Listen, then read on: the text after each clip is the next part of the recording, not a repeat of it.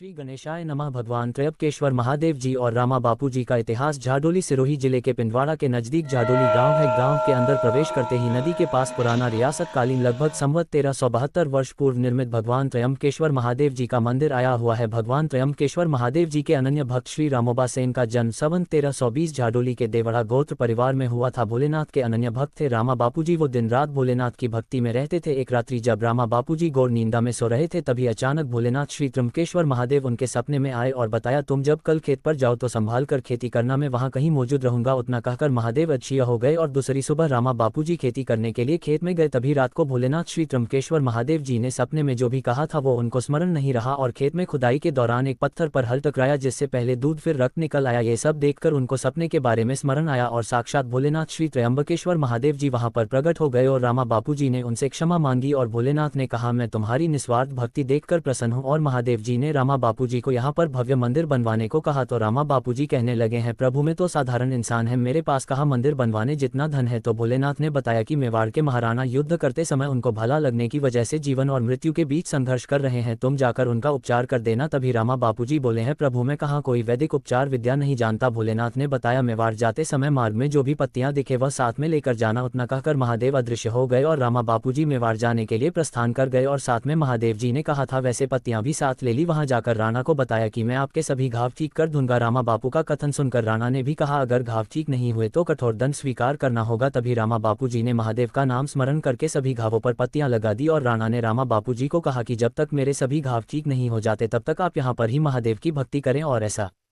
चमत्कार हुआ कि राणा जी के घाव एक एक पहेर में भरने लगे। ये सब देखकर राणा जी प्रसन्न हो गए और रामा बापू जी को दरबार में बुलाया और कहा कि आपकी महादेव जी के प्रति भक्ति अद्भुत है। और राणा जी बोले, मांगो क्या चाहिए, धन दौलत सोना चांदी हीरे जेवरात। तो रामा बापू जी बोले हैं, मेवाड़ नरेश मुझे ये सब कुछ नहीं चाहिए, मुझे तो सिर्फ मेरे गाँव झाडोली में महादेव जी का मंदिर बनवाना है। राणा जी ने ये सब सुनकर तुरंत अपने सेनापति को आदेश दिया और सोने के सिक्के से भरी बोरियां ऊंटों पर डालकर सेनापति की देखरेख में झाडोली के लिए खाना कर दी गई और रामा बापू जी और गाँव वालों की देखरेख में मंदिर बनवाने का कार्य शुरू कर दिया। और कुछ ही वर्षों में मंदिर का कार्य पूर्ण हो गया और धूमधाम से पूजा पाठ शुरू कर दी। और एक दिन सेनापति रामा बापू जी के पास आया और कहा कि कुछ सोने सिक्के बचे हुए हैं। तो रामा बापू जी ने कहा, हमारे गांव में तालाब नहीं है। तो तुरंत ही सेनापति जी ने तालाब खुदवाने का कार्य शुरू कर दिया और साथ में एक छोटी सी नाड़ी भी खुदवाए और आज उस तालाब का और नाड़ी का नाम रामा बापू जी नाम पर रखा गया। रोमयो तालाब और नाड़ी राम नाड़ी आज भी मौके पर मंदिर के परिसर में भक्त रामा बापू जी की मूर्ति विराजमान है। भगवान की आरती के साथ उनकी भी सुबह शाम आरती की जाती है। स्वयंभू शिवलिंग पर हल्के घा के निशान अब भी विद्यमान है।